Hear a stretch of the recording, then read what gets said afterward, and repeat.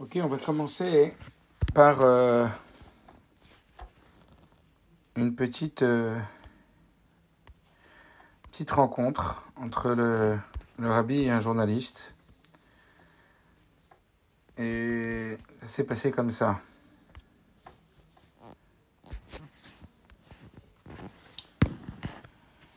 Il y avait donc une yichidout, c'est-à-dire une audience entre le rabbi et un journaliste très connu, un journaliste qui écrivait dans les journaux juifs des États-Unis. Et il a dit au rabbi, regardez, nous, il n'existe rien dont nous nous rendons pas compte, même si cela doit donner une image négative de notre communauté. Ça veut dire qu'on est très honnête. Le journalisme est un... le journaliste a dit que pour lui, la base d'un journaliste, c'est d'être le plus objectif possible. Et que la nécessité, c'est d'écrire un rapport honnête, sans modifier quoi que ce soit. Et donc il a dit au rabbi, sachez que notre publication de ce journal est indépendant et complètement objectif. Le rabbi lui a dit alors un mot très fort, il lui a dit que vous soyez indépendant, certes, peut-être, mais complètement objectif, ceci ne peut pas exister. Ça n'existe pas d'être objectif. Il est humainement impossible d'être complètement objectif. Chaque personne est impliquée d'une manière ou d'une autre, et donc il en ressort quoi ? Qu'en vérité, il est tout à fait naturel de considérer le monde au travers un prisme. Un prisme, c'est une vision qui n'est pas forcément l'objectivité absolue de ce qu'il y a en face de nous. Et donc, c'est tout à fait naturel de concevoir et de considérer le monde au travers un prisme. La question est de savoir, quel prisme avez-vous choisi ? Alors, il faut savoir que chaque individu est doté d'une certaine mesure de force. Ça veut dire que quand on investit des forces dans un domaine, eh bien ces forces, elles sont utilisées chaque jour et on ne peut plus les réutiliser pour autre chose. Il y avait une fois une personne qui a dit au rabbi qu'elle s'occupait d'un juif qui avait beaucoup de choses à arranger et elle se demandait par quoi commencer. Alors le rabbi lui a dit surtout, n'en demandez pas trop d'un coup. Choisissez le domaine dans lequel vous allez demander à ce juif de faire des efforts. Commencez d'abord par les mitzvot qui sont selon la Torah, de Horaïta, puis peu à peu vous allez avancer avec lui, mais ne lui demandez pas beaucoup.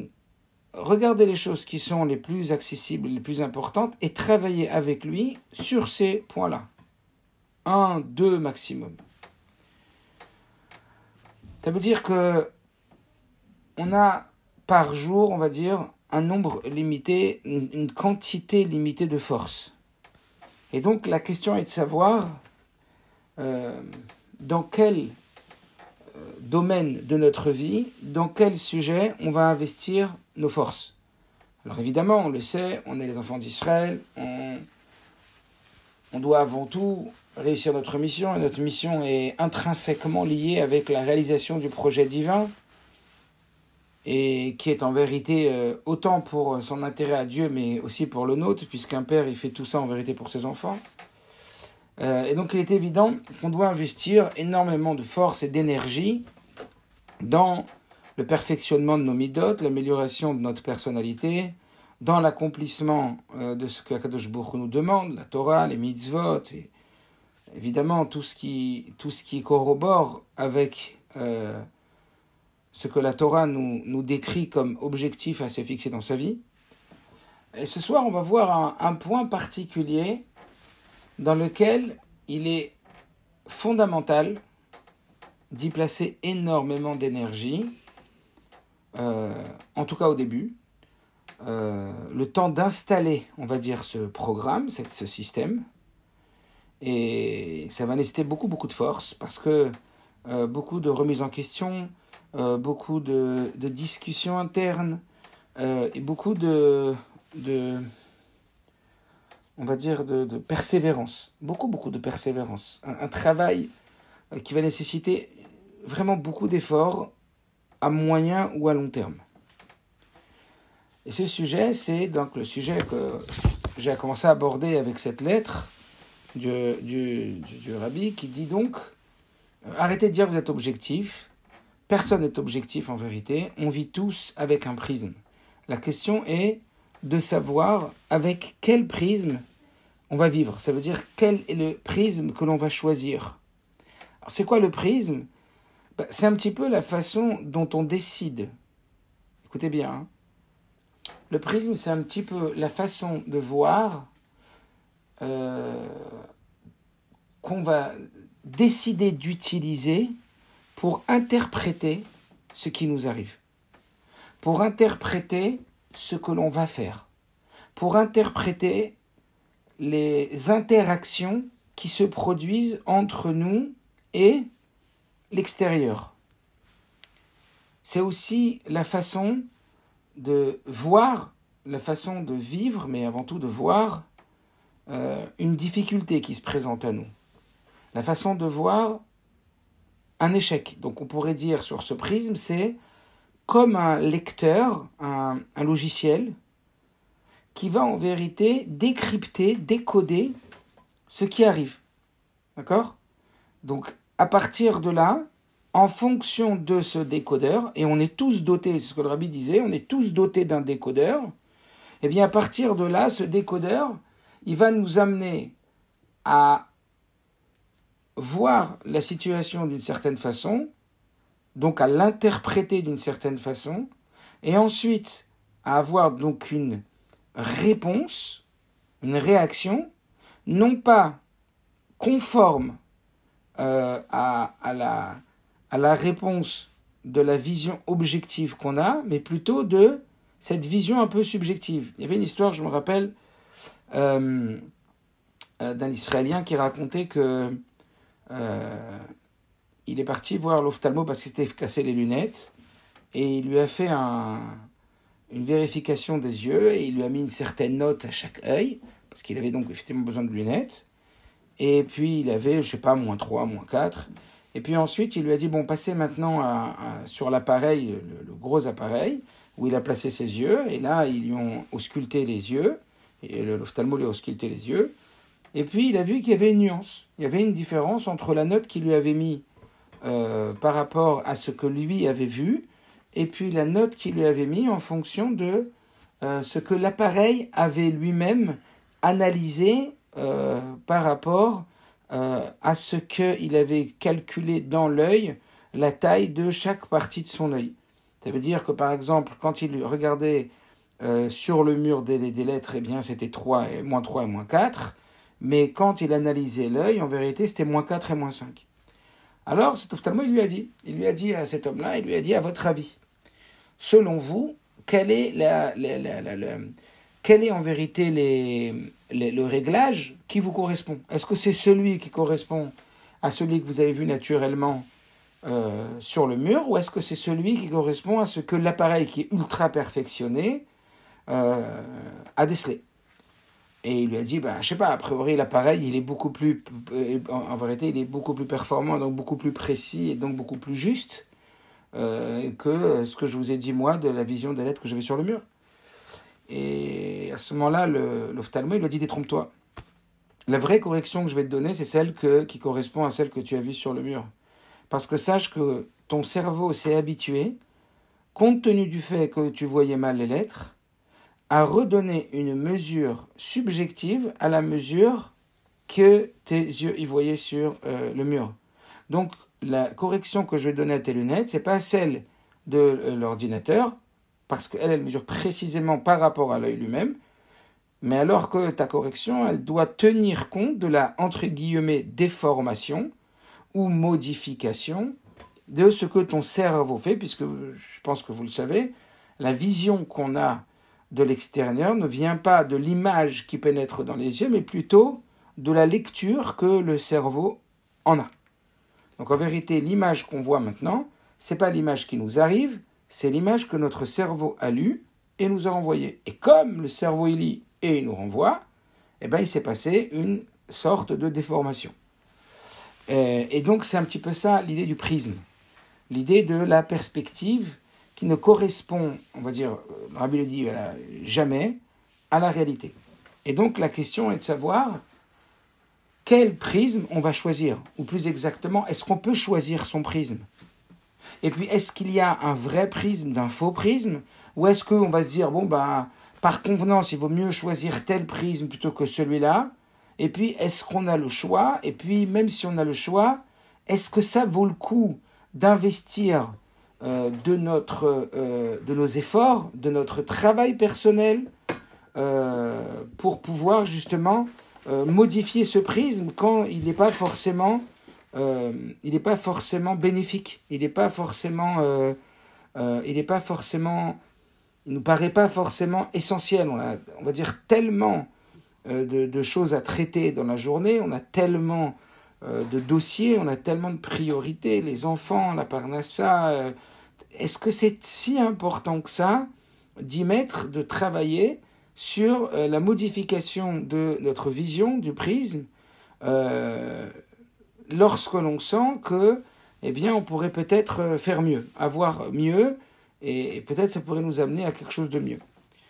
Alors pourquoi je parle de ça ? Parce qu'on est dans les 3 semaines entre le 17 Tammuz et le 9 Av, et qu'effectivement, on est dans une étape de l'année qui est censée être une étape qui est très compliquée, qui est très difficile, qui nous parle du Chorban Habayit, de la destruction du temple, et de toutes les choses qui seraient censées donc nous amener à avoir énormément de peine, être dans le négatif, dans le désarroi, etc. Et donc, on va se poser la question, comment est-ce qu'il faut voir tout ça ? Et comment est-ce que, ou plutôt, d'abord, comment est-ce qu'il faut voir tout ça ? Et puis l'adapter à sa propre vie, dans les événements qui nous arrivent au quotidien à nous, et se demander, encore une fois, quelle est l'importance, quelle est l'urgence de travailler sur ce prisme-là. Alors, déjà, c'est intéressant de se poser la question, est-ce qu'on a vraiment le choix ? Est-ce qu'on a vraiment le choix de choisir son prisme ? Ça veut dire, est-ce qu'on a vraiment le choix de choisir sa vision ? C'est pas évident. Parce que de prime abord, je vous dirais que non. De prime abord, il y a un prisme qui s'impose à nous. Comme dans la mer, vous rentrez dans la mer, il y a un courant de la mer. Il y a un courant qui nous emporte. Et ce courant, il est assez fort.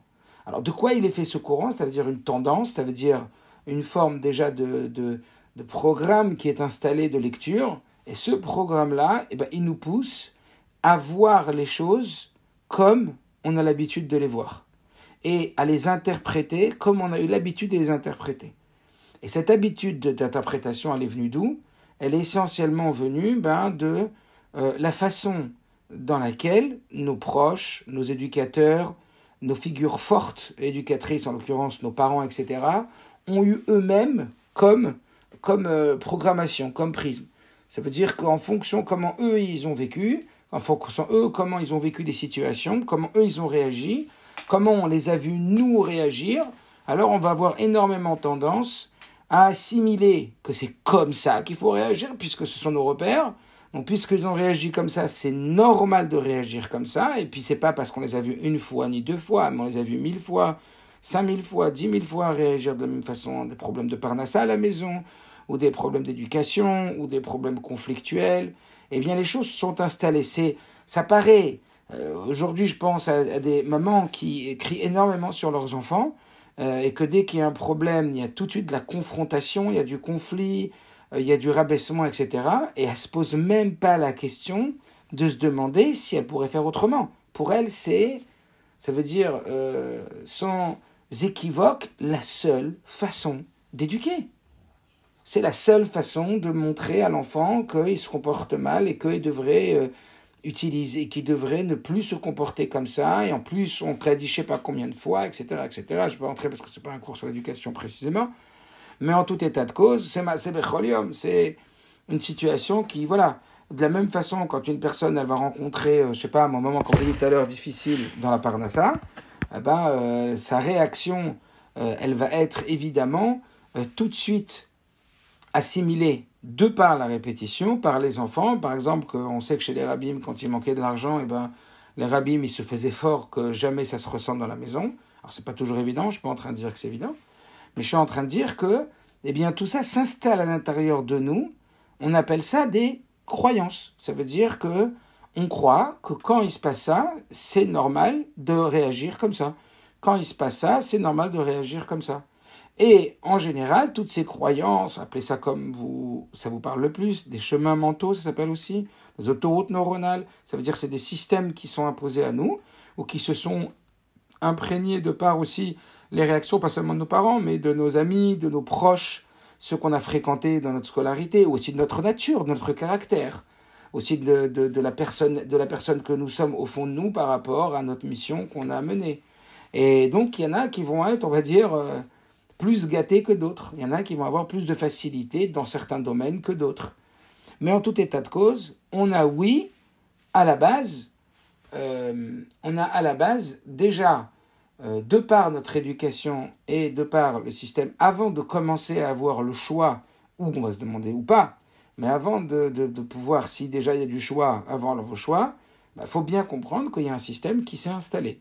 Et ce système-là, on va tout voir au travers ça, donc tout interpréter au travers ça. Donc, cette interprétation, elle va évidemment nous amener à une réaction, et cette réaction, elle va presque être prévisible, parce qu'elle a été installée que quand il se passe A, c'est normal que ça arrive à B. Et comme dans notre tête, il n'y a pas d'autre chemin qu'à partir de A, arriver à B, je sais pas moi, quand un enfant tombe, il n'y a pas d'autre système que de prendre panique et d'hurler, de crier, de ramasser l'enfant. Si on a vu ça à chaque fois que quand on tombait de la balançoire ou je sais pas quoi, maman elle se mettait dans une panique monstre, naturellement, la première réaction spontanée qu'il va y avoir, c'est celle qui est installée. Parce qu'en vérité, on ne sait pas comment on doit réagir dans cette situation-là. Mais voilà, il va y avoir cette spontanéité qui va s'installer. Alors, est-ce qu'on a vraiment le choix ? À partir du moment où on sait que voilà, on voit qu'on est énormément conditionné par notre nature, par notre éducation, par notre entourage, par toutes ces réactions. Est-ce que vraiment on a le choix ? La réponse est que oui. La réponse c'est qu'on a vraiment le choix. Mais encore une fois, pourquoi est-ce que c'est pas évident ? Parce que ça nécessite énormément de travail. Alors est-ce que c'est Kedaï ? Est-ce que ça vaut le coup ? Bien évidemment que oui. Est-ce que ça doit être un des travaux prioritaires et essentiels dans lesquels on met des forces ? Bien sûr que oui. Bien sûr que oui, parce que toute notre vie, elle va basculer. Toute notre vie, elle va changer en fonction de l'interprétation des événements qui nous arrivent et de la lecture qu'on va en avoir. Parce qu'elle va conditionner complètement nos émotions, elle va complètement conditionner nos attentes, elle va conditionner nos réactions et nos aptitudes à réagir plus ou moins bien face à des situations. Donc en vérité, on est en train de parler d'un point majeur.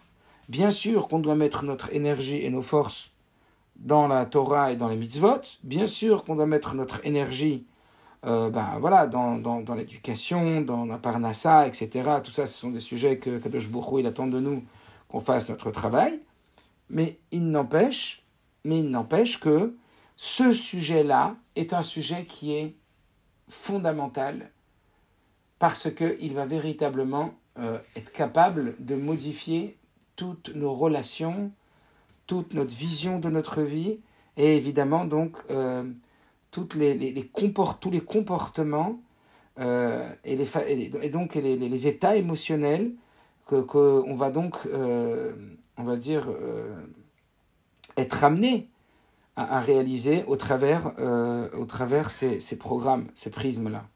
Mais c'est tellement fort que lorsque on commence à travailler sur soi et on commence à se dire, à se poser la question, parce que la première étape, c'est mettre de la conscience dessus, quand on commence à se dire, mais attends, mais si c'était pas comme ça qu'il fallait lire, si c'était pas comme ça qu'il fallait interpréter, si c'était pas comme ça qu'il fallait le voir, et si c'était d'une autre façon, et puis qu'on se force, parce que oui, au début, on doit se forcer, parce qu'au début, on n'y croit pas, parce qu'au début, on dit, mais non, c'est n'importe quoi, mais qu'on va se forcer, on va se dire, attends, et fais l'effort de sortir de ce que tu crois être, comment on appelle ça, de ce que tu crois être une fatalité.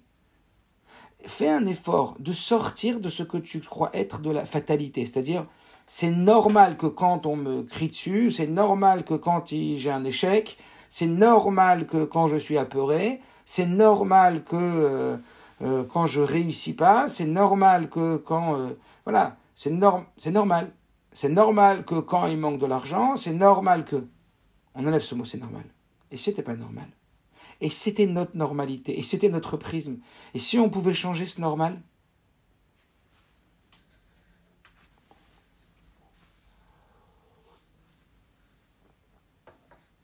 Alors, à deux choses. La première, c'est se demander, ok, on pourrait réfléchir sur ça à plein de choses, mais on va recentrer sur notre sujet de ce soir. On va dire que il y a évidemment une multiple gamme de façons de voir ce qui se passe, mais on va un petit peu généraliser et on va se concentrer sur le sujet, donc. C'est qu'on va dire qu'en vérité, il y a deux grandes façons de voir les choses. Il y a deux grandes façons de voir les situations. On va dire comme ça. C'est ou voir le bien, ou voir le mal. Et dans une lettre qui est assez troublante, le rabbi nous parle de ce bien et de ce mal que l'on voit, et il dit que Adam Arishon, lui-même, eh bien, lorsqu'il était dans le Gan Eden, on l'imagine, il avait tout ce qu'il fallait. C'était le Gan Eden, c'était le paradis. Et malgré tout, il s'est plaint de ne pas manger du Etz Hadat. Et le rabbi nous dit, c'est parce qu'il s'est plaint et qu'il a grogné qu'on l'a fait sortir du Gan Eden. Alors qu'il y a des Juifs qui ont vécu pendant la Shoah et qui, malgré tout, ils ont continué à faire les brachot du matin. Pour nous dire que dans la meilleure situation, on peut s'agripper à voir le mal de la situation, et dans une situation qui est dramatique, on peut aller chercher et voir ce que quand même Akadosh Baruch Hu, il a fait de bien pour nous. Les deux visions. Alors il y a cette question qu'un jour on a posée au Rabbi Rayat, elle est passée il y a quelques jours sur Eugem, c'était on va aller voir des Juifs, et comment on doit voir ces Juifs? On en a parlé longuement la semaine dernière. Et il a dit, le rabbi, qu'en vérité, on devait voir les qualités et les défauts du juif seulement. De la même façon que dans la Torah, il y a des grandes lettres et des petites lettres, on doit voir les qualités des juifs comme des grandes lettres et les défauts des juifs comme des petites lettres. Encore une fois, c'est une question de prisme, c'est une question de focalisation de son attention, de qu'est-ce qu'on va regarder. Et de la même façon ici, on se retrouve entre 17 Tammuz et 9 Av, et on va dire qu'il y a une première façon, une façon spontanée de regarder cette période-là. Mishenichnas Av memaitim besimcha. Lorsqu'il rentre le mois de Av, on diminue dans la joie, c'est une période de deuil, c'est une période d'affliction, c'est une période de destruction. Et donc, oui, la première vision, ça serait de se dire, c'est la catastrophe, c'est un khorban, c'est le khorban. Et dans tous ces cas-là, on va être amené à, évidemment, à avoir une vision qui est assez obscure, assez noire, assez négative. Et maintenant, se demander, ok, on va dire que comme ça, Dieu il a créé deux yeux, et comme ça le rabbi l'expliquait, il y a l'œil droit et l'œil gauche, parce qu'il y a toujours deux façons de voir les choses. Donc c'est pour ça que je généralise à deux, voir le bien ou voir le mal. Mais on pourrait se dire que, ok, donc c'est une question de subjectivité, c'est une question de nature, et puis c'est une question aussi de vivre bien les choses, de vivre mieux les choses. Il est préférable quoi, si vous préféreriez voir plus les choses de bien ou voir plus les choses de mal? Focaliser sur le positif ou sur le négatif? Évidemment, sur le positif, mais on est las, on est fatigué, quand il y a des choses qui sont difficiles, qu'on a des défis personnels ou relationnels, et qu'on voit d'échec en échec, on voit que c'est très contraignant, le chinour, c'est très difficile, le shlom bayit, le couple, etc. Alors, on pourrait avoir tendance à accentuer la vision négative et se dire, ah oui, je sais, il faudrait que je vois positif, mais en vérité, j'y crois plus, en vérité, j'ai... Ok, bon, ou alors ça serait un choix de se dire, un choix de vie, de se dire, on va dire, intelligemment, humainement parlant, il est préférable de travailler sur le positif pour pouvoir, oui, apprécier ce qu'on a, parce que oui, c'est vrai que quand on focalise sur le négatif, on voit même plus le positif, on n'apprécie même plus les qualités de l'autre. D'ailleurs, dans un couple, une personne se plaignait largement de son mari au rabbi, Et le rabbi lui dit, vous avez utilisé, vous continuez à utiliser une politique qui s'appelle le moussar, c'est-à-dire la morale, et je vous recommande vivement de changer votre fusil d'épaule et de commencer à utiliser l'autre doctrine qui s'appelle la chassidoute, qui a tendance à plutôt focaliser sur le bien de l'autre et pas sur son mal, et vous verrez que le mal se dissipera de plus en plus. Alors ça veut dire qu'il ne faut pas le voir, mais ça veut dire qu'il ne faut pas lui donner la préséance et toute l'importance, parce que quelque part, sinon, vous allez vous-même, il y a plein de conséquences, vous allez vous-même d'abord ne plus profiter des qualités de votre mari, mais ça va en plus rejeter une image de votre mari hyper négative, etc. Et d'ailleurs, je voyais un couple, je continue à voir, où la femme ne faisait que de se plaindre de son mari, et à terme d'un rendez-vous, j'ai demandé à cette femme pendant une semaine de faire mamash, de voir que le positif de son mari, de travailler sur ça. Je vous dis, la semaine d'après, c'était une mapecha, c'était un autre couple. Le mari, il avait un autre visage, la femme, elle avait un autre visage. Parce que nous-mêmes, on se confine dans une certaine vision qui va quelque part nous amener à ne même plus voir les qualités. Alors on pourrait se dire que c'est bien, c'est une bonne chose, et on pourrait conseiller ça à tout le monde, à tous les goïms, et d'ailleurs c'est ce qui est en train de se développer de plus en plus, parce que comme on arrive à la Géoula, et que le mal disparaîtra du monde, etc., alors bien sûr que le monde est déjà prêt, comme on l'avait déjà dit, il est écrit que dans le Zohar, à propos de Noach, que dans la 600e année de Noach, les citernes du haut et du bas s'étaient ouvertes, et que le Zohar nous dit qu'on nous parle en vérité dans la 600e année du 6e millénaire, eh bien s'ouvriront les citernes du haut et les citernes du bas pour préparer le 7e millénaire. C'est en vérité, l'Arbi nous expliquait que c'était en vérité la chassidoute, la chokhma supérieure et toutes les sciences inférieures qui se révèlent aujourd'hui, parce qu'elles sont l'une et l'autre dans l'intentionnalité de nous préparer au 7e millénaire, tout en sachant que c'est évidemment la dimension spirituelle qui est à l'initiative de cette révélation du bas de la chokhma aujourd'hui des goïms. Mais tout ça pour nous dire que oui, on pourrait dire aujourd'hui, c'est très à la mode, c'est très tendance, apprends à voir bien les choses, la pensée positive, la vision positive, etc.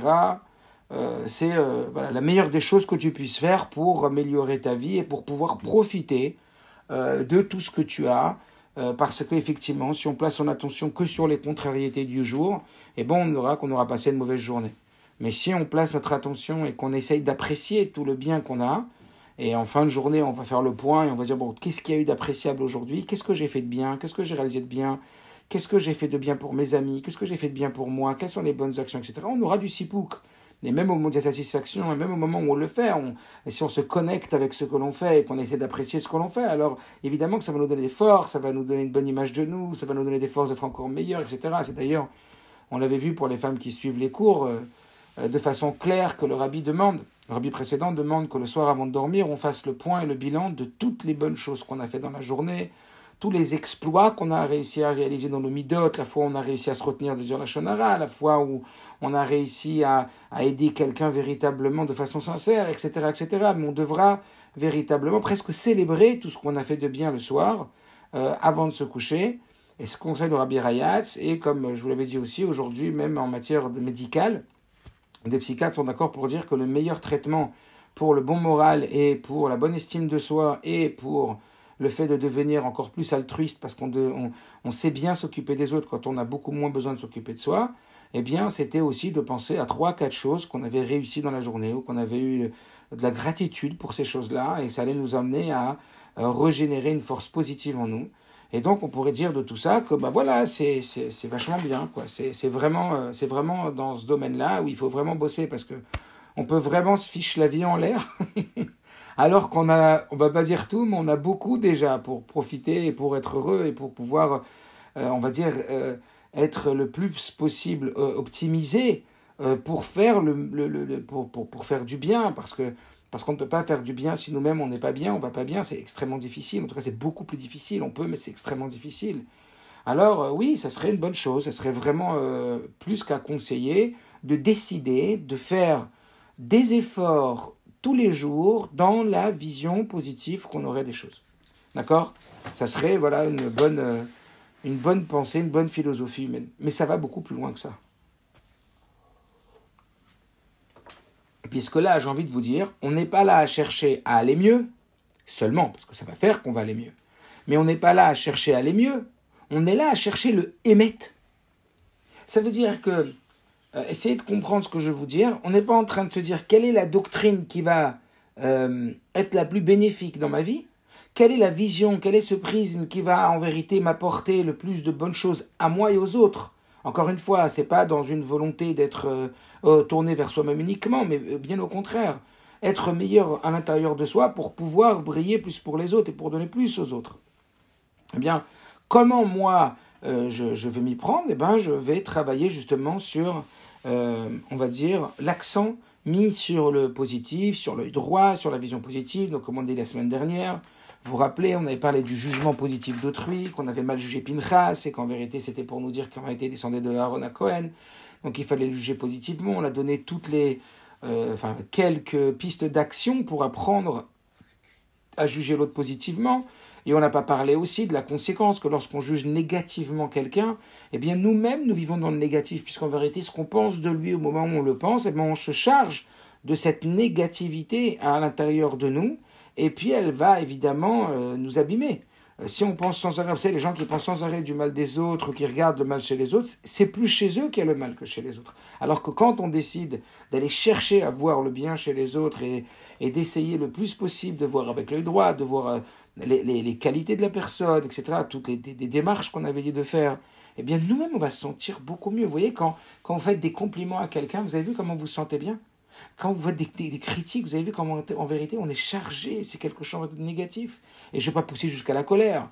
Ou sur la colère, on sait les conséquences que ça a, outre ce que la Gemara dit, que tout celui qui se met en colère, il est considéré comme ayant fait Vodazara. Mais médicalement parlant, une personne qui se met en colère, eh bien médicalement parlant, pour les 5 heures à venir après sa colère, il a diminué d'environ 50% son immunité physiologique. Ça veut dire qu'il est beaucoup plus fragile à attraper, que Dieu préserve, des choses qui ne sont pas bonnes pour son corps. Donc, outre la négativité que ça va avoir sur les autres, comme on a parlé, ça va avoir aussi de la négativité sur soi. Alors, on pourrait se dire de tout ça que, bah oui, ça vaut vraiment le coup de travailler sur sa façon, sur son prisme, sur sa façon de voir les choses, etc. Mais en vérité, comme je vous l'ai dit maintenant, c'est beaucoup plus profond que ça et ça va beaucoup plus loin que ça. Pourquoi? Parce que nous sommes là, et comme le Rabbi le dit dans différents mamarim, avant tout pour dévoiler la vérité, le émet. Et savoir que cette façon de voir-là, elle ne va pas seule, elle n'est pas seulement, comment vous dire, une philosophie intelligente de vie, pour qu'à la fin de sa vie, on se dise « Waouh, on a eu une chouette vie quand même, on a quand même profité, on a quand même passé du bon temps dans la vie.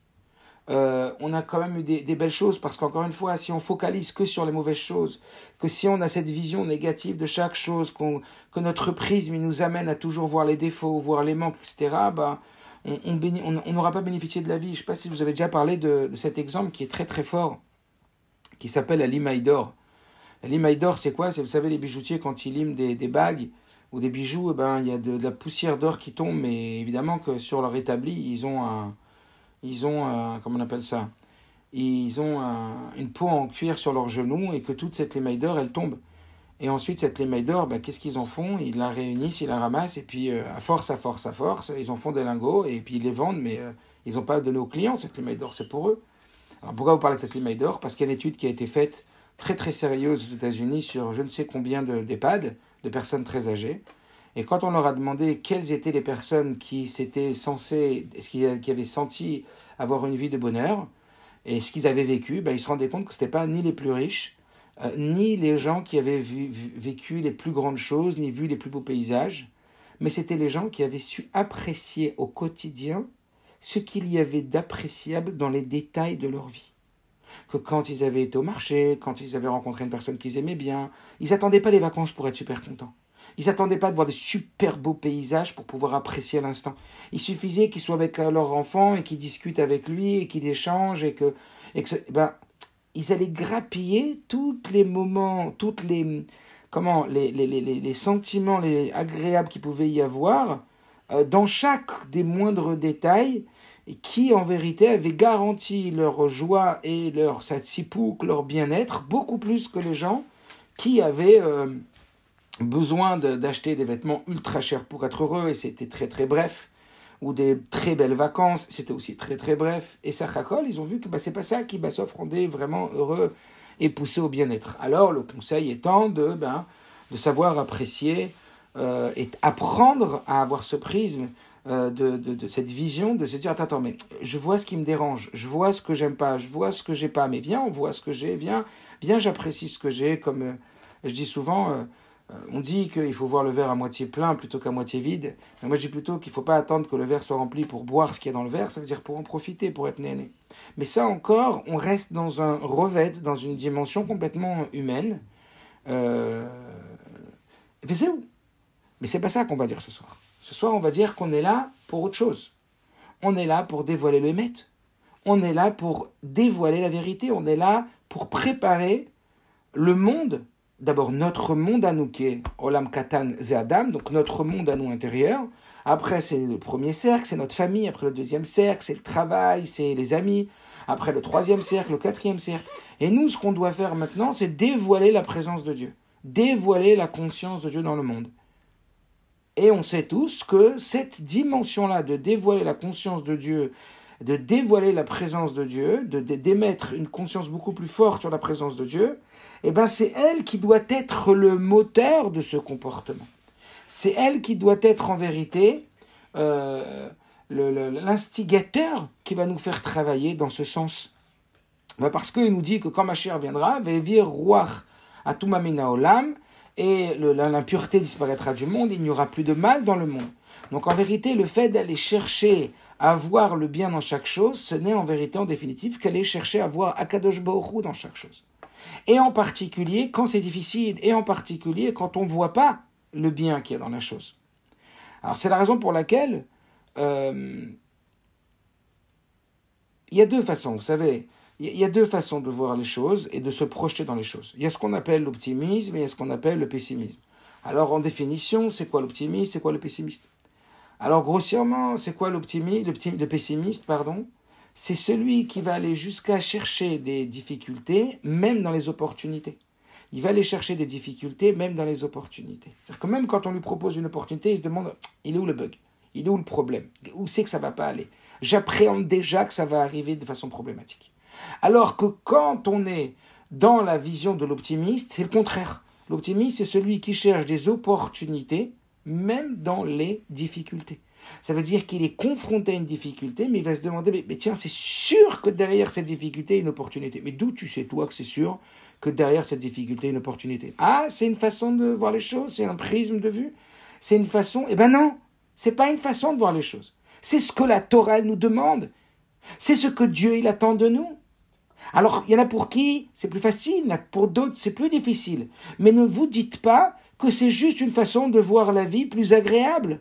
C'est une demande très forte d'Akadosh Baruch Hu, en particulier dans notre génération, où on prépare vraiment les derniers instants, on est vraiment dans les derniers instants de la galoute et les premiers de la Géoula, on prépare vraiment cette arrivée de Mashiach.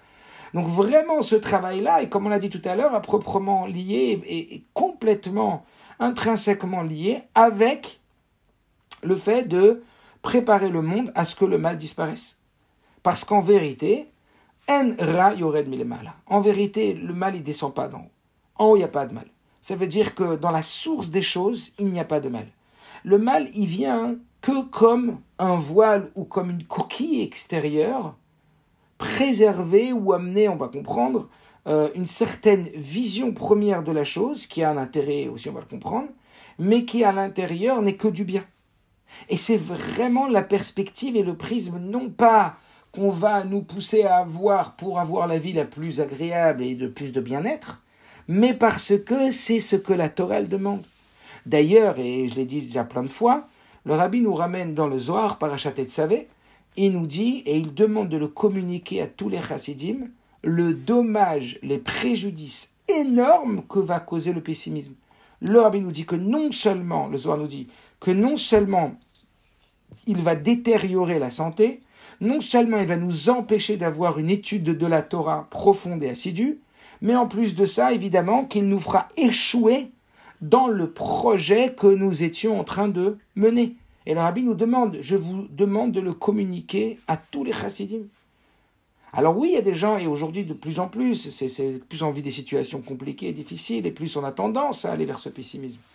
Et vient nous dire alors ce soir que, attention, et là de finir que, et vous le connaissez, vous le savez tous, que ce que dit ensuite le Zohar, c'est que quand un juif en bas, eh bien, il sourit, il amène de la lumière en bas, dans le monde d'en bas, alors il amène des raisons d'en haut, de sourire d'en haut et d'amener encore plus de lumière en haut pour en bas. Ça veut dire que quand tu souris d'en bas, on te sourit d'en haut.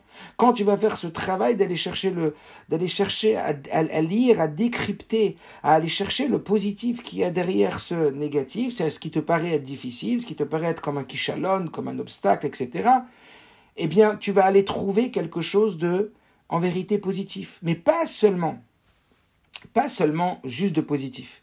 Quelque chose qui va en vérité nous montrer que ce kishalon, que cette difficulté, que ces obstacles, ils étaient là en vérité que pour dévoiler quelque chose d'encore plus fort, quelque chose d'encore plus élevé.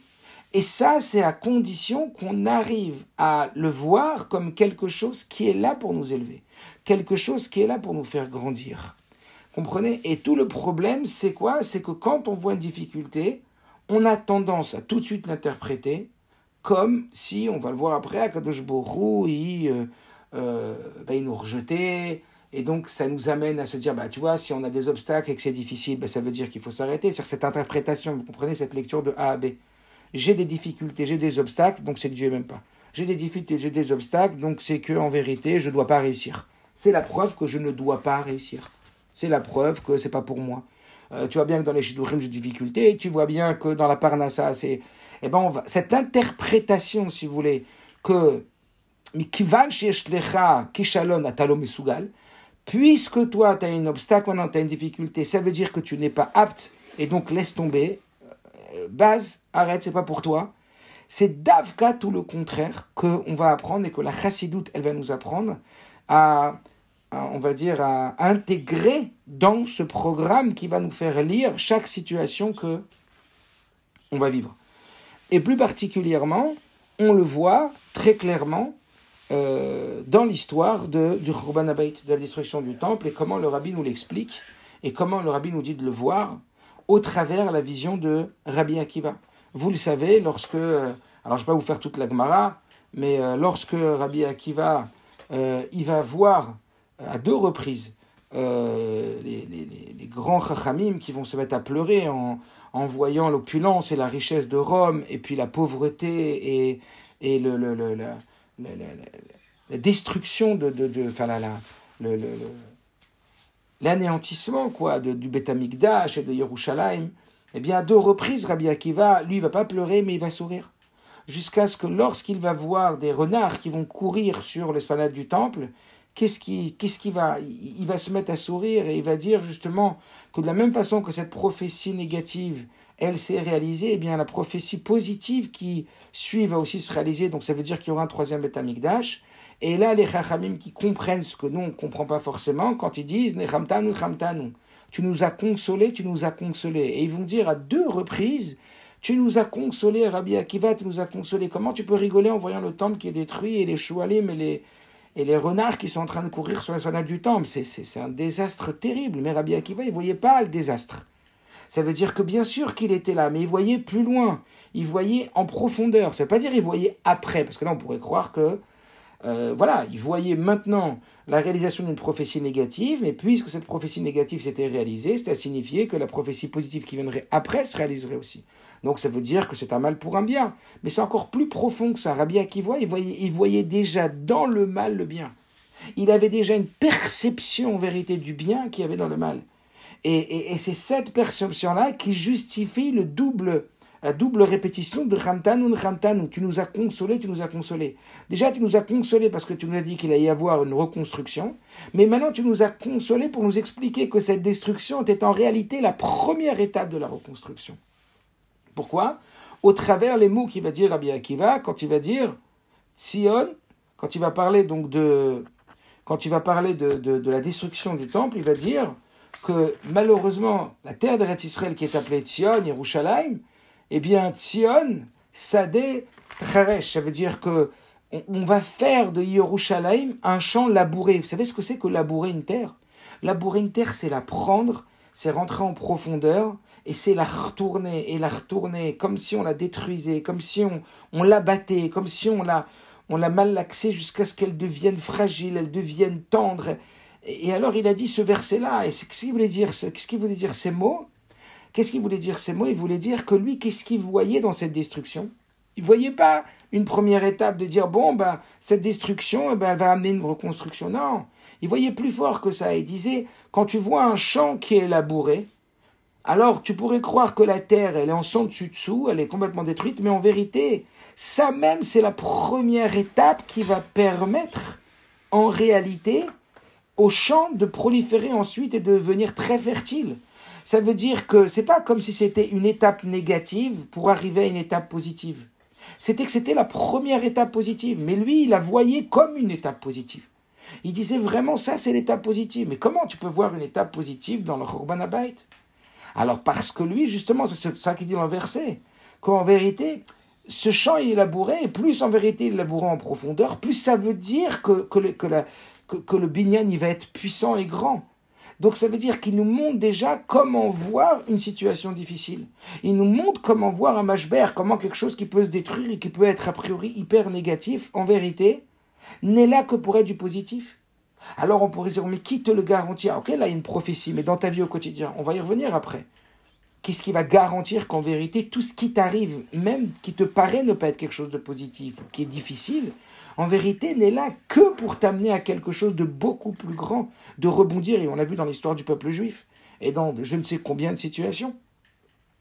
Mais en tout état de cause, dans cette perspective-là, Rabbi Akiva, il nous montre une chita. Rabbi Akiva, il nous montre comment on doit voir, et c'est exactement comme ça que le Rabbi nous éduque aujourd'hui, et que le Rabbi nous amène à modifier ce prisme-là, à modifier cette vision fataliste, cette vision on va dire de première lecture, qui est celle que quand on va voir une situation qui va être une difficulté en vérité dans Torah Mitzvot, vous pourriez avec tout ce que vous avez appris le transposer, ce que je dis dans tout, que quand il va y avoir des handicapés, alors la Bible dit ne les appelez pas des handicapés, appelez des Metsuyanim parce qu'ils ont des forces à l'intérieur qui sont cachées. La Bible va nous amener à aller chercher à l'intérieur de nous, au fond de nous, les forces qui sont dissimulées en nous et qui ne vont se révéler parfois que comme quand on laboure la terre, eh bien quand il va y avoir un moment qui va être pas évident et que quand même on va aller chercher le bien dans la chose et on va aller chercher à voir la chose comme quelque chose qui est censé être là que pour nous amener du bien.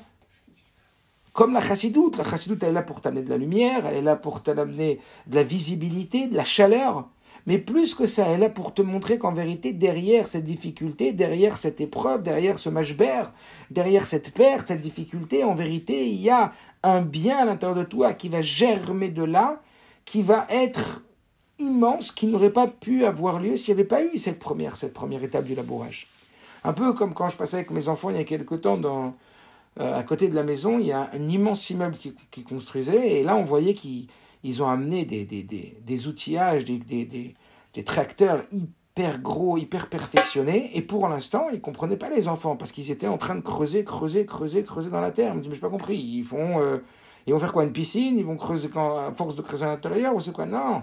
Je dis, pour que justement le binyan il soit très très grand, il faut que les fondations elles soient très très profondes, il faut commencer par creuser. Alors, c'est pas que ici on est en train de légitimer que Dieu préserve, que on rencontre des difficultés, qu'on rencontre des nisyonotes, etc. C'est pas le but. Évidemment que tous les soirs avant de dormir, on demande la rachmanout, et tous les jours, et chaque instant, on doit demander la miséricorde divine, la pitié divine, qu'on n'ait pas besoin de passer par, que Dieu préserve des nisyonotes, des épreuves et des choses que tous les jours et chaque instant pour nous, pour nos enfants, pour toute notre famille, que Dieu le fasse bechesed ou berachamim, comme le Rabbi dit, betov, anire, vanigle, le mata bazarat fachim, que ça soit visiblement bien à nos yeux, d'une façon claire, etc. C'est évident. Mais lorsqu'il arrive certaines difficultés, il faut se demander comment je vais les interpréter. À partir du moment, et ça c'est, je pourrais dire quelque part, à partir du moment où notre axe de base, notre hypothèse de base, c'est même pas une hypothèse, c'est une certitude, notre certitude de base, oui, elle est fondée sur l'idée que tout vient de Dieu, que tout est dirigé par Dieu. et que Dieu, c'est le Eitzem Atov, c'est l'essence du bien. Veteva Atov Leativ, et la nature du bien, de faire du bien.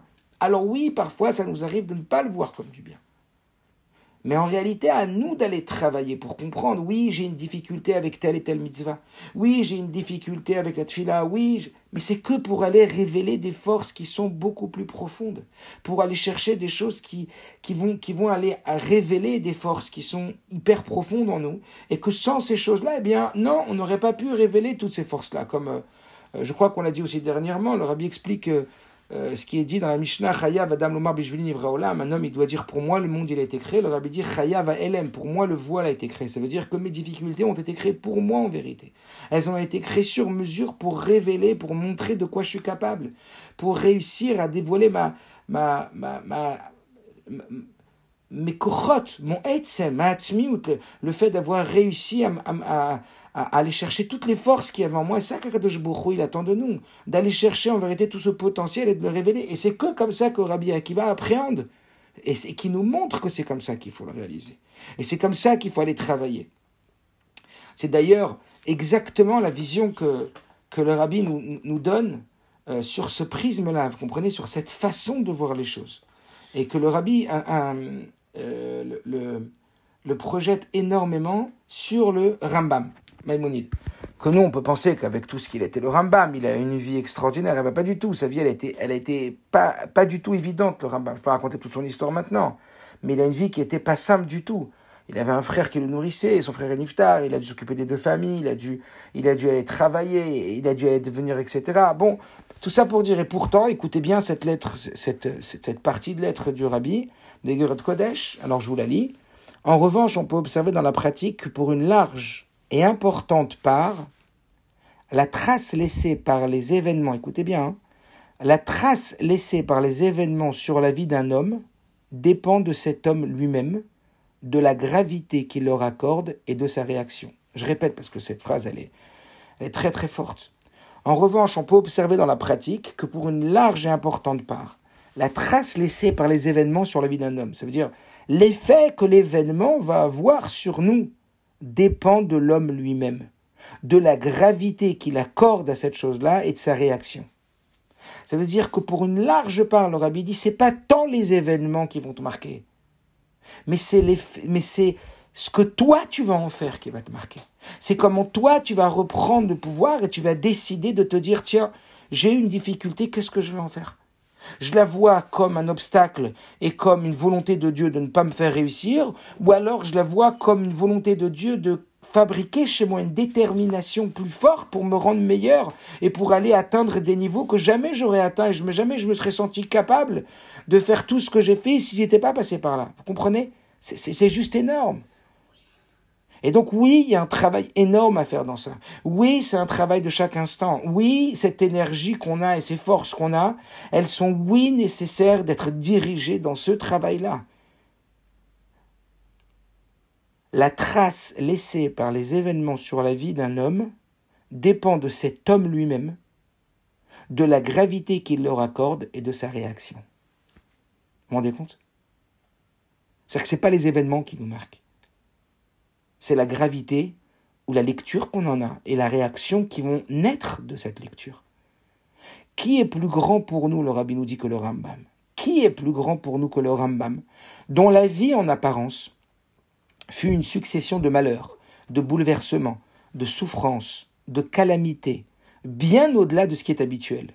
Malgré cela, sa conception de la vie, comme il l'expose dans son livre le Moreh Nevuchim, le guide des égarés, il nous montre que Rambam expliquait la vie comme particulièrement favorable et il était très optimiste. Vous imaginez ? À l'inverse, on a vu de nombreuses personnes dont la vie était en apparence un succès, mais qui, malgré cela, n'étaient que très rarement satisfaits de leur vie. Rabbi dit, tout dépend de ça. Tout dépend de ça. On retrouve une distinction similaire entre les sentiments naturels de l'homme. Le Rabbi, maintenant, il nous traduit que notre lecture, alors il y a une traduction de ça dans nos émotions. En la matière, l'enseignement de la chassidoute vient en aide à chacun. Déjà à l'époque du Baal Shem Tov, on a annoncé « Servez Dieu dans la joie ». Et même au moment de la tchouva sur les fautes que l'on aurait certains d'avoir commis, etc., etc. C'est presque, il n'y a pas besoin de commenter, il n'y a pas besoin de parler. C'est un véritable travail et un véritable effort qu'on va devoir fournir pour ne pas, on va dire, mal interpréter. Mais pas mal interpréter parce que ça va nous faire du mal, mais interpréter tel que ce n'est pas dans la réalité, tel que c'est la première vision, comme quand vous parlez à quelqu'un et vous ne le connaissez pas, et vous allez tout de suite interpréter ce qu'il vous dit ou lire ce qu'il vous dit dans, on va dire, dans une première lecture, mais en réalité, il y a une deuxième lecture, et c'est celle-là la vraie. Combien de fois le Rabbi nous dit qu'en vérité, c'est dans la deuxième lecture, c'est dans le fond qu'il y a la vérité. Et c'est comme ça qu'on éduque nos enfants. Quand on leur apprend à manger kasher, on dit attention, ne t'attache pas tellement à ce qui est beau, regarde ce qu'il y a de vrai, ne regarde pas ce qu'il y a de beau, regarde ce qu'il y a de bon. Dans la nourriture, le Rabbi parle de manger kasher, regarde le hercher, regarde pas la couleur du paquet ou la couleur du gâteau. Et ça, adapté dans chaque chose. Travailler, regarder la pnimiout. Et tout ça, pourquoi ? Eh bien parce que, comme on l'a dit, c'est au travers ces événements qui nous paraissent être des événements qui sont difficiles, eh bien qu'on va les sortir le meilleur de nous-mêmes. Encore une fois, on ne demande pas, encore une fois, on ne veut pas, encore une fois, on veut la Géoula.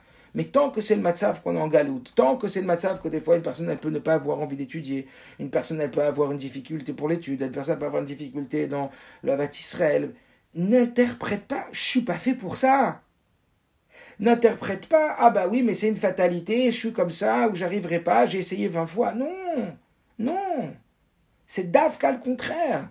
C'est fait parce qu'il va falloir que tu ailles chercher, c'est ça toute la chassidoute, tu ailles chercher des forces en toi qui ont en vérité, on a créé la difficulté pour révéler tes forces. Donc ne va pas dire la difficulté, elle n'est pas à la hauteur de mes forces. Akadosh Baruch Hu, il vient pas en accusateur avec ses créatures. Et ça c'est clair, ça veut dire que le Rabbi le dit je ne sais combien de fois, quand vous êtes dans une situation qui vous est difficile, sachez qu'elle n'est là que pour révéler votre potentiel. Elle est là que pour réveiller votre force. Est-ce que vous comprenez ?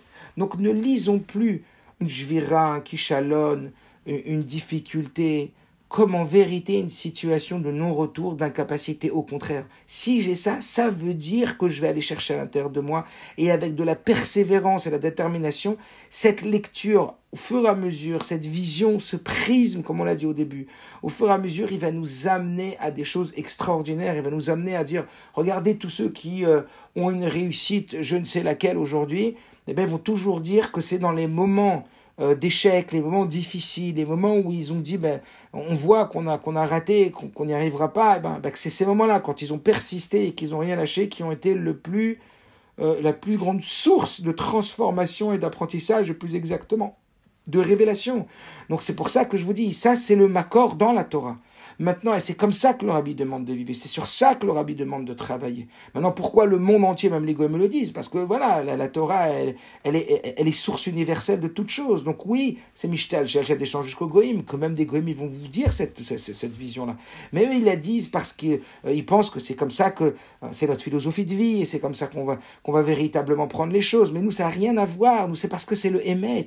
Donc on n'est pas en train de dire, choisis cette philosophie de vie. Je suis pas en train de vous dire, allez, venez, on essaye de... Je n'ai pas dit que c'était facile, et je dis que pour certains c'est plus facile et pour d'autres c'est plus difficile.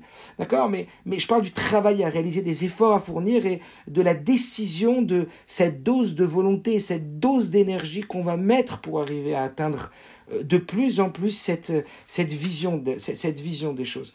Et en réalité, encore une fois, vous dire que c'est pas pour aller mieux que je vous dis ça. C'est pas le but.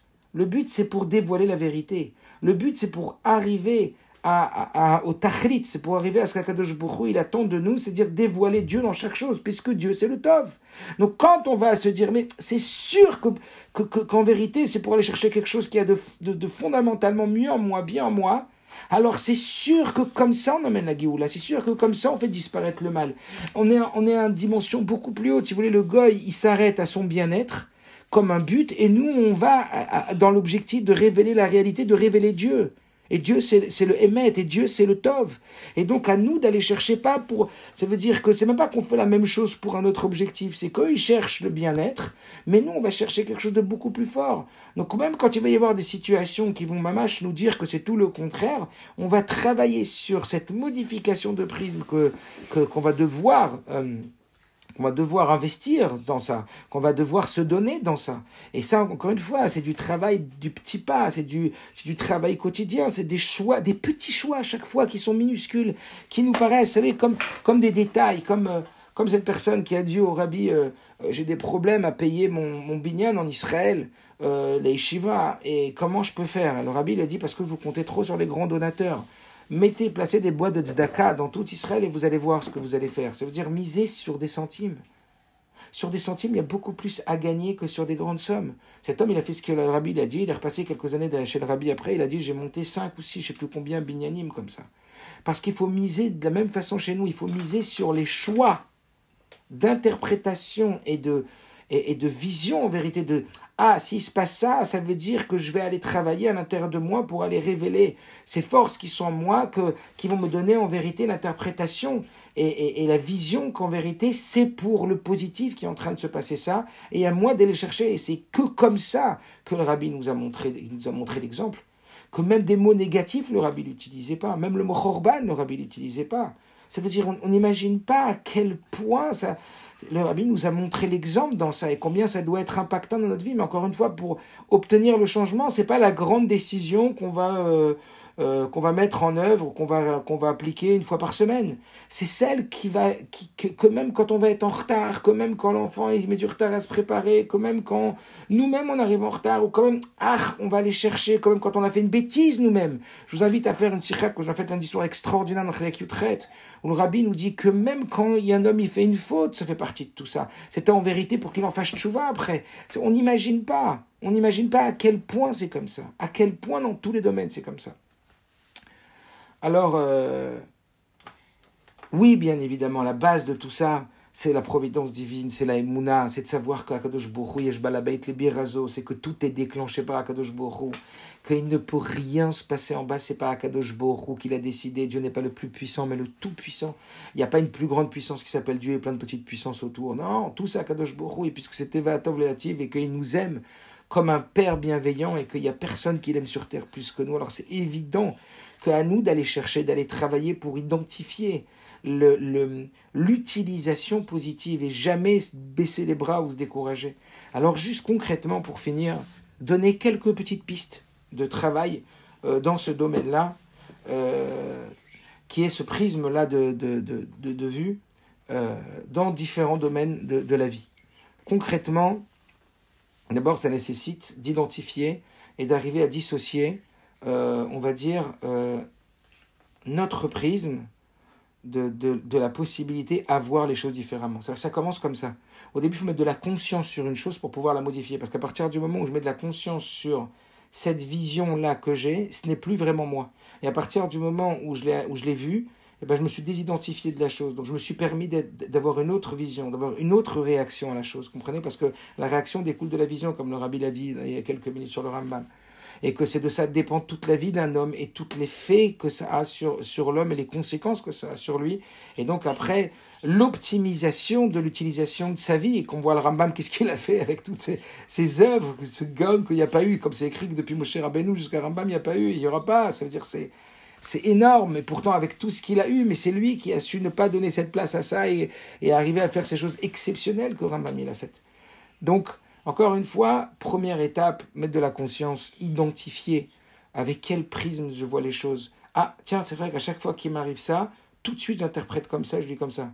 Et c'était mon interprétation. Et si c'était moi qui plaçait ce logiciel, qui a placé ce logiciel, et qu'il y aurait peut-être une autre façon de dire que je vais vivre, je sais pas moi, mon licenciement économique, ma difficulté, qui va vivre, et si c'était pour quelque chose de meilleur, et si c'était pour avoir un meilleur job, et si c'était, etc. C'est-à-dire que, comprenez, on va le voir maintenant. Et donc ça, c'est la première étape, cette étape de mettre de la conscience sur la dissociation entre la situation et ce que j'en fais. Il n'y a pas, le rabbi a dit, d'objectivité. Il n'y a encore été que le choix de ce prisme. De quel prisme, avec l'œil droit ou avec l'œil gauche, de quel prisme je vais le voir maintenant. Donc évidemment, encore une fois, ne croyez pas, le seul moyen de véritablement évoluer et changer dans le domaine, c'est pas en décidant ce soir, uniquement, bien sûr que ça commence avec ça, mais c'est pas que, c'est pas en le faisant une fois de temps en temps qu'on va changer, c'est véritablement, comme on l'a dit tout à l'heure, le secret des petits pas, des petites pièces, des centimes, c'est de la répétition. C'est dans les moindres détails de notre vie, dans chaque situation qui nous arrive, en particulier quand il y a des choses qui nous paraissent être contraires à notre à notre bénéfice, à notre bien-être, etc., tout de suite se poser la question, attends, tu le vois comme ça, donc, parce que chez toi, ça veut dire ça, mais est-ce qu'il n'y a pas une autre façon de voir ça? Alors, je vais vous donner quelques exemples. Et c'est par cette répétition qu'on va complètement changer. Alors, vous donner le premier exemple, voir par exemple le défaut chez son enfant. Voir le défaut chez son enfant et dire waouh, t'as vu, maintenant j'ai tel et tel problème avec mon enfant et comment je vais faire. Et alors ça crée de la peur, de la tension, on projette nos peurs sur nos enfants, on risque d'être agressif, on risque d'être rejetant. Alors qu'il y avait comme ça une famille qui avait 8 enfants et le 8e, il avait eu pas mal de difficultés dans la voie d'Hachem, etc. Et c'était pas comme les autres. Alors ils sont partis voir un rav, leur rav, et il leur a dit voilà, j'ai un problème, c'est que mon 8e enfant, il s'est beaucoup éloigné du bon chemin, et je sais pas comment et pourquoi. Alors le rav leur a dit certainement que peut-être, vous avez cru que ça y est, vous aviez acquis l'éducation et vous avez arrêté de prier avec Havana, de vous retourner vers Hachem et faire des vakashot pnimit. Donc peut-être qu'au lieu de vous apitoyer sur cet enfant, peut-être remerciez-le de vous reconnecter avec Akadosh Baruch Hu, que maintenant vous allez devoir aller chercher d'abord une connexion beaucoup plus puissante avec Dieu et des demandes beaucoup plus profondes et beaucoup plus sincères, et que vous allez travailler sur votre humilité et que vous allez revoir l'éducation. Donc vous allez en vérité vous-même on va dire vous rafraîchir et travailler beaucoup plus sur vous, etc. Donc encore une fois, c'est à vous de choisir comment vous voyez les choses. Pareil aussi, voir son défaut. Comment on va voir son défaut? On peut voir un défaut soi-même. Alors ça, encore une fois, comme je disais tout à l'heure, je vous invite à aller voir le côté sur tu traites, qui explique très très bien la chose. Un défaut ou une difficulté, on peut le voir comme véritablement un handicap, ou on peut le voir comme un défi. On peut le voir comme en vérité le moyen de révéler son pouvoir. Moi je sais que avec les élèves que je fréquente et beaucoup de gens autour de moi, leur plus grande fierté, c'est quand ils ont réussi à braver l'adversité. Et on le sait, on ne peut pas faire un film avec un héros qui est resté à la maison et à qui il n'est rien arrivé. Ça veut dire qu'on ne cherche pas à ce qu'encore une fois, il arrive des difficultés, mais quand les difficultés, elles sont là, c'est ce qui va nous amener à la fierté de nous, à la réalisation de nous. Donc encore une fois, comme cette personne qui est entrée dans le bureau du rabbi, elle lui dit j'ai un problème. Le rabbi dit sachez que des gens qui ont le même problème que vous, ils n'appellent pas ça un problème, ils appellent ça un défi. Il y en a d'autres qui appellent ça une opportunité. Encore une fois, tout est dans la lecture. Écoutez bien.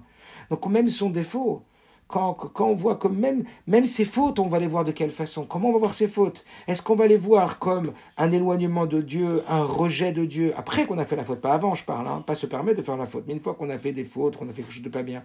Alors comment on va se voir? On va se dire, t'as vu, en vérité, je suis un zéro et je compte pas, et Dieu veut certainement plus de moi. Ou alors non, maintenant, à moi d'aller utiliser ce donot, en vérité, que cette faute, elle a eu lieu que pour que je sois encore plus attaché à Kadosh Baruch Hu. Ce qui est important, c'est ce que je vais en faire.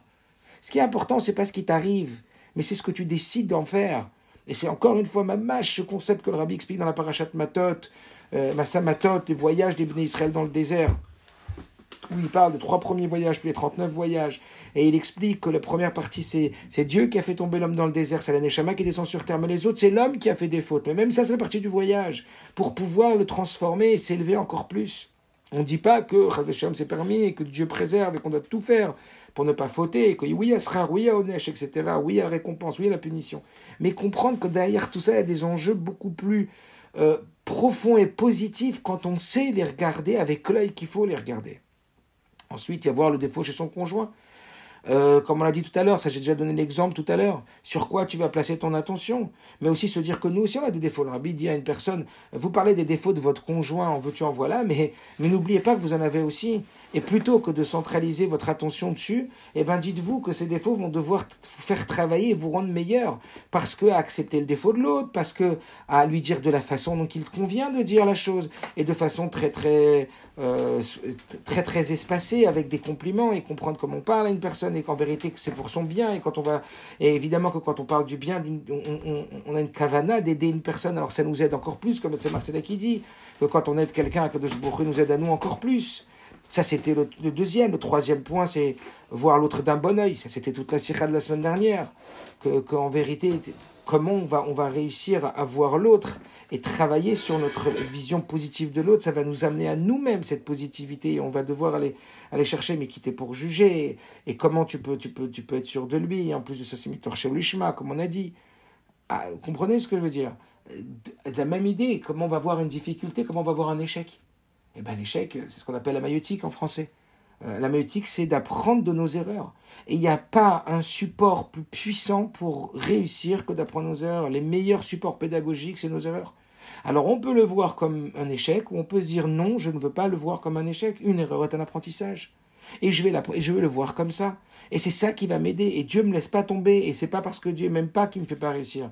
C'est qu'il attend quelque chose ou qu'il va me permettre d'arriver à quelque chose de meilleur. Mais que pour l'instant, j'ai besoin d'aller travailler une qualité chez moi ou une transformation de chez moi qui va m'amener justement à quelque chose de bien, bien meilleur.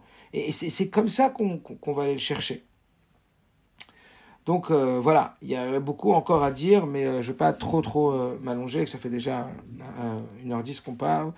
Donc voilà, le Rabbi dit que ces 3 semaines, en vérité, on les appelle plus ces 3 semaines que les 21 jours, parce que 3 c'est allusion au Beth Amikdash. Dans chaque détail du Rabbi, tout est réfléchi, tout est pensé, dans la recherche du positif, parce qu'en vérité, tout est que positif, puisque tout vient d'Akadosh Baruch Hu. Et que Mirza Hashem, alors on travaille beaucoup sur cette vision, parce qu'on met beaucoup de kochot, comme on l'a dit, sur cette vision et qu'on travaille sans relâche jusqu'à y arriver. Et évidemment, ça nécessite beaucoup d'efforts. Et encore une fois, pour certains, c'est plus facile, c'est plus difficile.